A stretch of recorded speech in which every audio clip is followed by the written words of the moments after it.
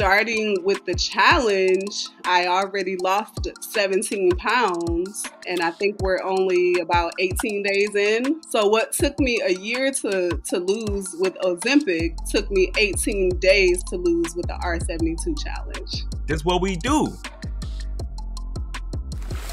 Hi, I'm Chris James, and you're watching A Healthy Alternative. Today we have a special guest. As you all know, we are continuing our series where we're talking to people from the R72 challenge, getting the insider scoop on what their experience has been like, what motivated them to join the challenge, and what are some of the things that they're looking to, some of the outcomes they're looking to get. So today I have Marquisha with me. Welcome to the show. How are you doing? Thank you. I'm doing great. Thank you for having me. Trust me, it is my pleasure. I actually have done one or two interviews today. No, one got canceled. I've done one today and had a great conversation. I always love doing this. I always love getting to know you all a little bit better. And just to be able to see AHA from your perspective helps me with, things we need to improve on, things we're doing good. So, yeah, my pleasure. So I wanted to start by asking, how did you originally come across A Healthy Alternative? So about a year ago, I started looking up alternatives to losing weight and being healthier. And so I believe I saw some of your water fasting videos on YouTube, and I'm like, I don't really know what that's about. But what captured my attention was the video about Stephen's journey. That was the first video that I watched. Yes, Stephen. Do you remember which one it was? Was it him and I in the kitchen, or was it a more recent one? It was the one where he lost 50 pounds and he was no longer pre-diabetic. Oh, that's Jonathan. Okay, well, Jonathan then. I'm sorry. Yeah, we all look alike, right? Especially now. Stephen has lost I don't even know. I don't even remember the number. It's like, I don't know, like 60, 70 pounds in the past couple months. And so now people are confusing me and him, and they were already confusing John and I. So Yes. that's what's up. So that was actually one of our first videos. And it was me and my brother just looking to share what we had experienced, because we were like, oh, like we hit it. We hit the gold mine. Like, this is the knowledge that we have been looking for all our lives. Right. And we wanted to share it with everybody.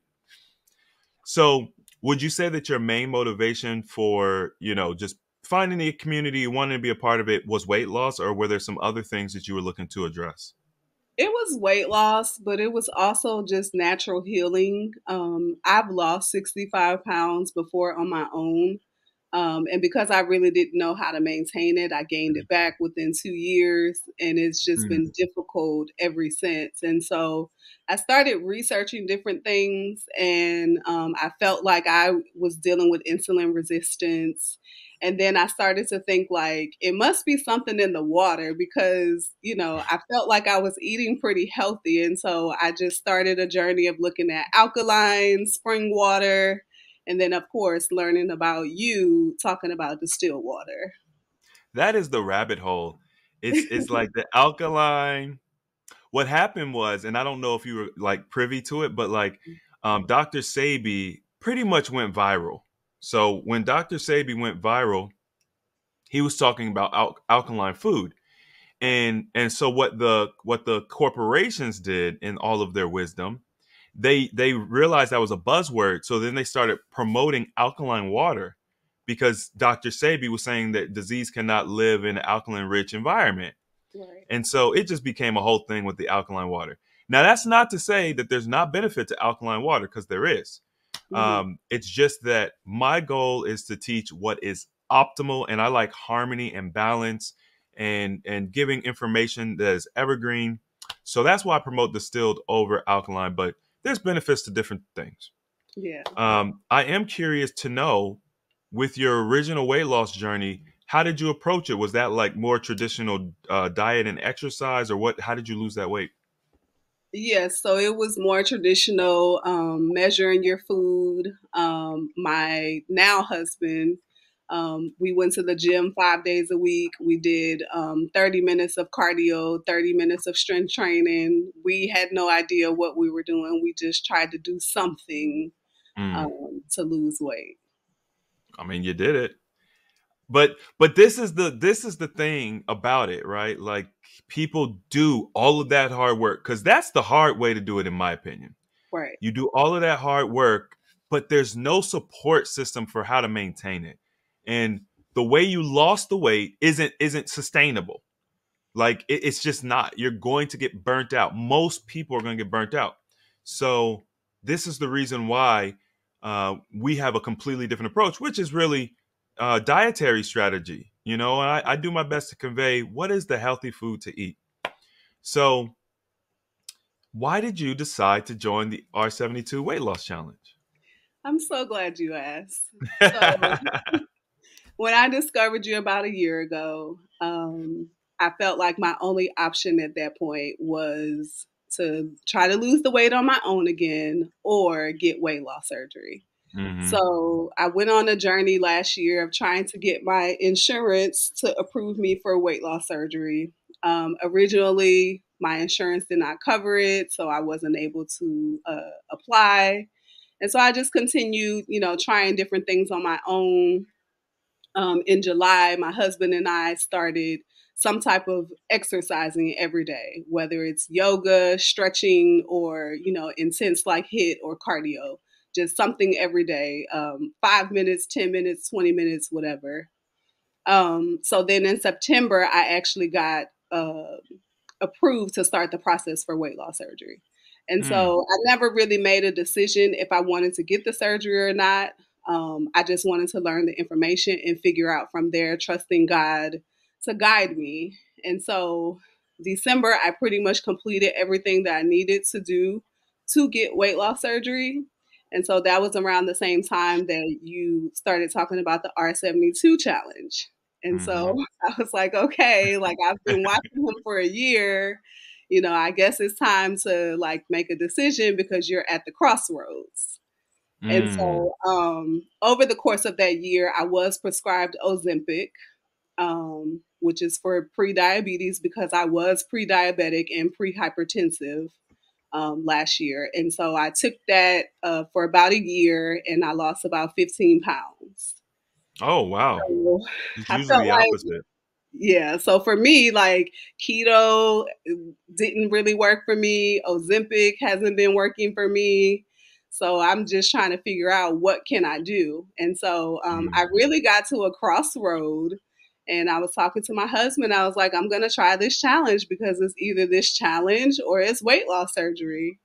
And so starting with the challenge, I already lost 17 pounds, and I think we're only about 18 days in.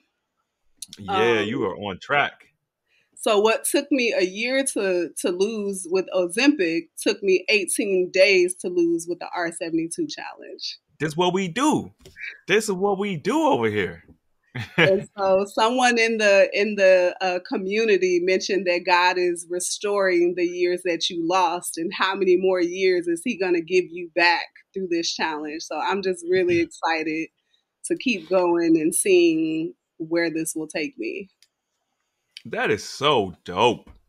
That's so like the cool thing about your story is that you have had experience with various techniques for weight loss, Right. and it almost sounds like a movie. Like seriously, like it's like you have these two competing ideas converging at one moment, and then you decide to go with the R72 challenge, and everybody says yay, because like I wanted to ask you with your research and everything that you did, just learning about the weight loss surgery. It sounds like you weren't, you know what I mean.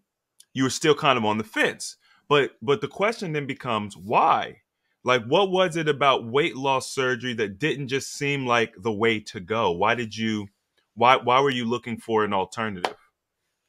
So just knowing some of the side effects or post surgery issues that you may have. No surgery is 100% safe. And so I've worked with a nutritionist, and we talked about, cutting out calories. We talked about adding calories. And so my question was always, if weight loss surgery was going to reduce my stomach to a certain amount that I could eat, like, why couldn't I just do that on my own? And Uh, so after going through the weight loss surgery appointments, they talked about like a 14-day liquid diet, and you could lose up to 20 pounds and you'll shrink your liver and all this stuff. And then when I started looking at the plan, 14 days before the surgery, you're on a liquid diet. And then I think up to like a month after the surgery. So that's essentially 6 weeks. So I was like, yeah. well, if I go on a liquid diet for 6 weeks, I'm sure I could get the same results without putting my body through extra stress. That I did not know that. Like, I knew that you were going to be on a restricted diet, but and maybe that was just the team of doctors you talked to, but I did not know that they were suggesting 6 weeks of fasting, liquid fasting. Basically, because your That's what stomach it is is. going to be very, very small at that point. So you're not going to be able to take in very much at all. So Wow. it boils. It's a swindle. Do you understand me? Like okay, so basically they're like, look, we're gonna make your stomach small, right? But you gotta fast first. Cause I know I've heard a lot of people say that they weren't eligible for the surgery because they were too big and they had to actually lose some weight first, you know? And that speaks to what you mentioned, just the complications. When you're a certain size, the surgeries become more complicated and now you're risking your life. And I don't think people, because there's a large amount of successes with these surgeries, people Right. do not think about the fact that, yeah, there is a chance you could die. And it may not be as small as you think Yeah. because the reporting for these surgeries and complications is not accurate. So Right. they underreport a lot. So I'm glad you decided to come with us and you already lost 17 pounds, which Yeah. means that um, if you decide to continue doing this process, because we actually, I don't know if you heard, we actually announced that we're going to do an extension on the fast. Yes, I did hear about it. And so my birthday is next month on February 4th. And so I was going to end my fast like on my birthday as a gift to myself. So I was like, Uh-huh. okay, maybe we can see how this will go through the entire month of February. So, Listen, I'm gonna tell you like this: do not reward yourself with food. Like that's one of the habits that we have to break is rewarding right. ourselves with food. Um, but it's I don't know what your plan was, but it's usually kind of shaky when people break their fast with birthdays. It's usually, you know what I mean? It's usually not the best idea.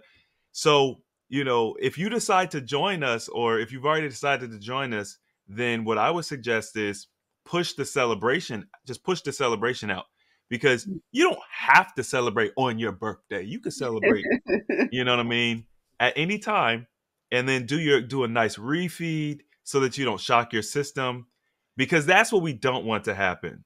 You know, I don't know if you've had any experience with that before, but when you do like longer fasting and you come off improperly, it could be very uncomfortable.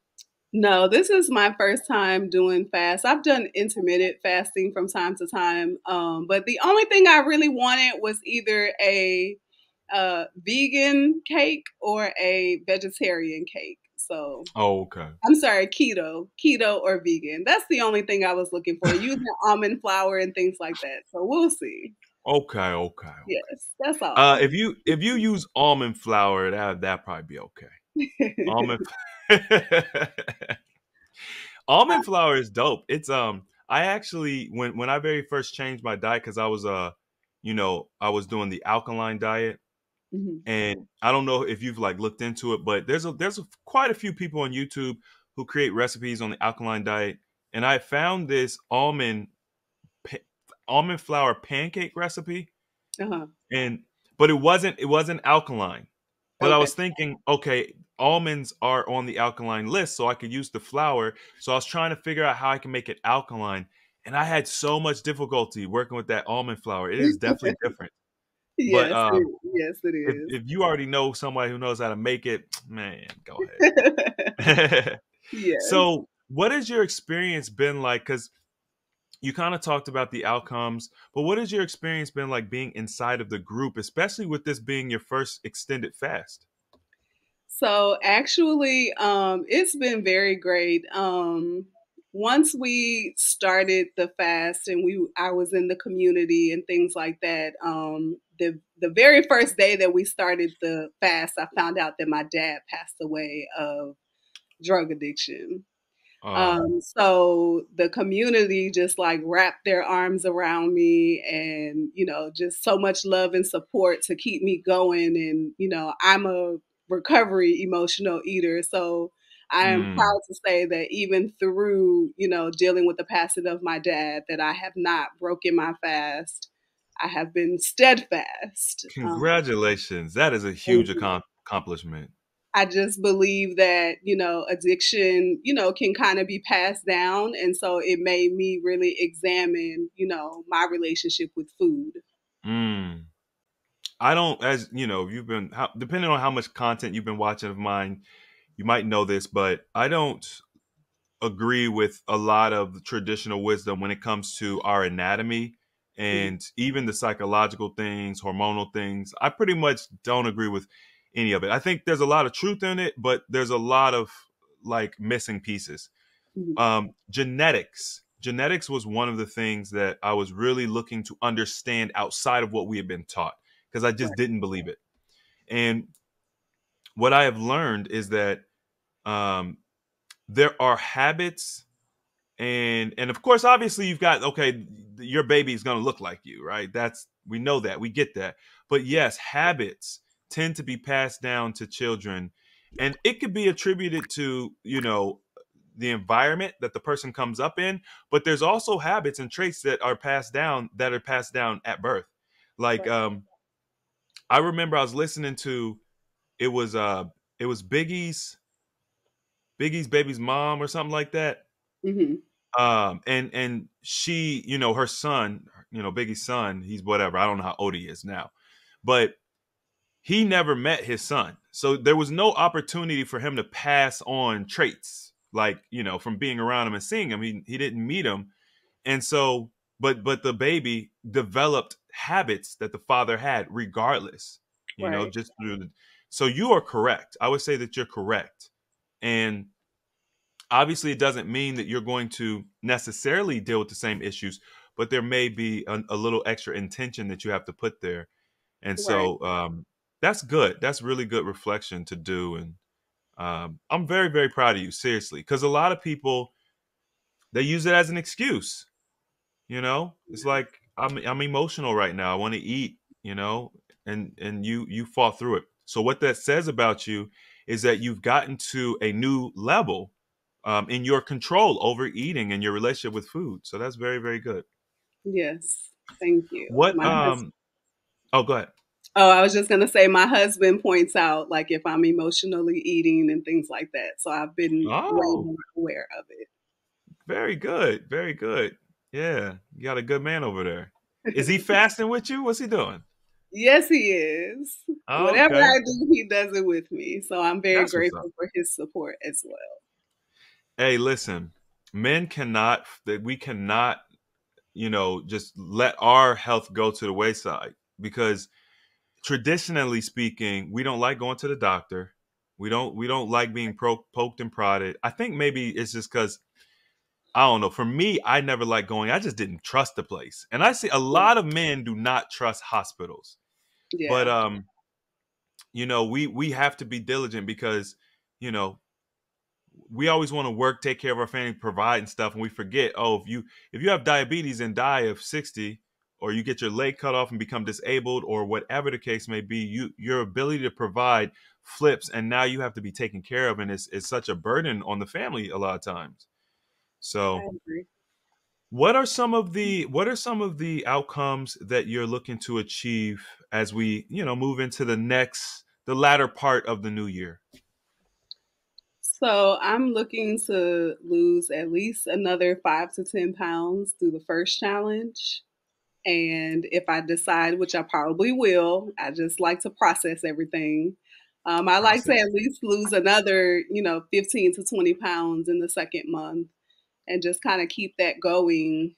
And so I'm giving myself till about July to reach my goal weight of 180. So, Okay. Well, here's what I will say. Uh, Continue to take it one day at a time. That's a good approach, I think. yes, You if the more consistent you are, the more quickly you'll reach it. But there's no pressure, you know. You move at your own pace.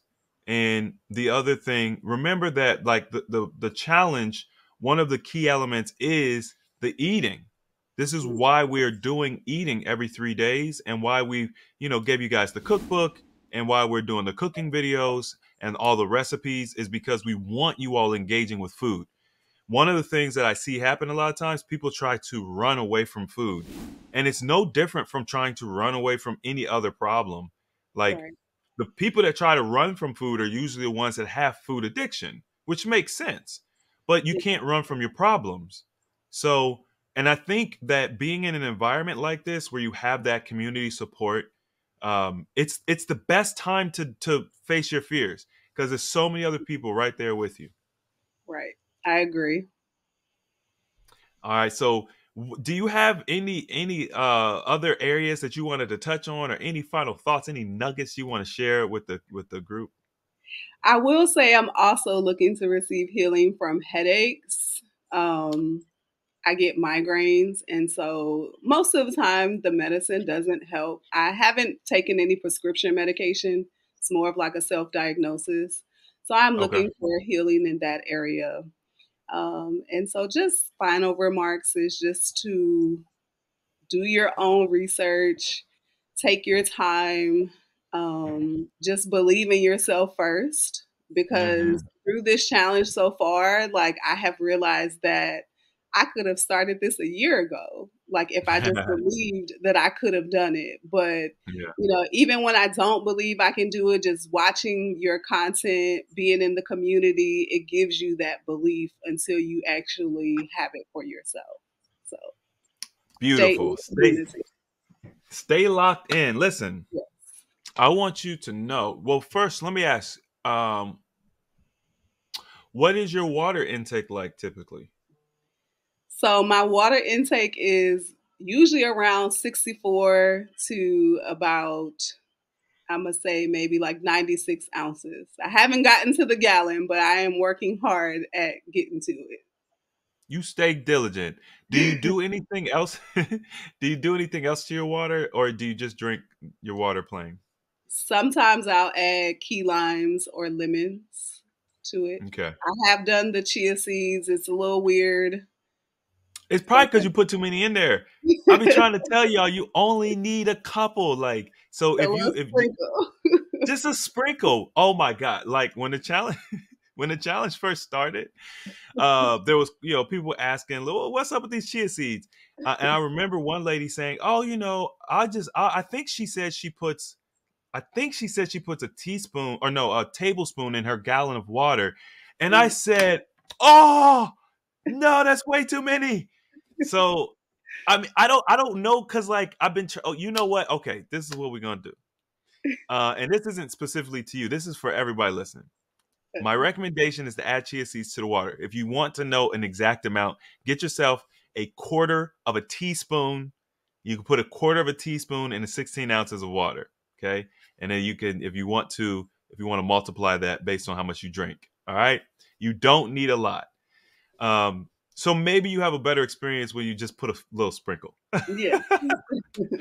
But But I will say with the water, I'm gonna be honest, I already had spring water when we started the challenge, and I was like, I'm gonna drink my spring water. of I'm course, not of getting course. distilled water. And so Yeah, we yeah, yeah. got low and we went to the grocery store to get our spring water, and all they had was distilled water. So we've been drinking that, and honestly, it's different. Like I visit the bathroom frequently, but with the distilled water, like it's way less. So it's Hmm. something about that distilled water.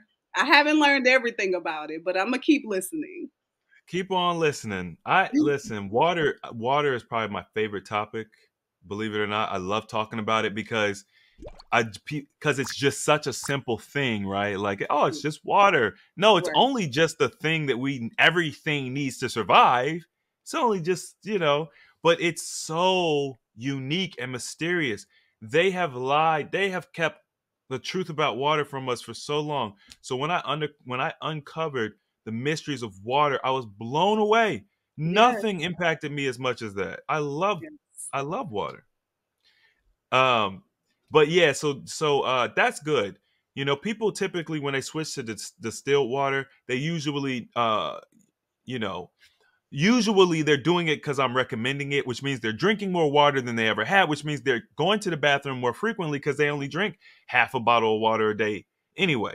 But after about, 5 to 10 days of drinking it, most people find that it absorbs really well. And the reason why you're not going to the bathroom as frequently is because of absorption. So Yes. this should help with your headaches. Obviously, if they continue after after the challenge is over, then there are we definitely have other options. Essential oils are great in the place of medication. I know you said you're not like on medication, but No. um, peppermint peppermint oil is great behind the ears or on the temples, and then of Mm. course clean slate, which I've been telling you all about. Clean slate's one of the root products that I've been suggesting. That's amazing for cleaning out the debris and the material in the body that may be causing you to have those headaches. So Right. we got there's levels to it. You know what I mean? So make Yes. sure if things don't resolve, if they don't get better, make sure to reach out, and I will, I'll work with you. We'll figure out the next level so we can get you headache free.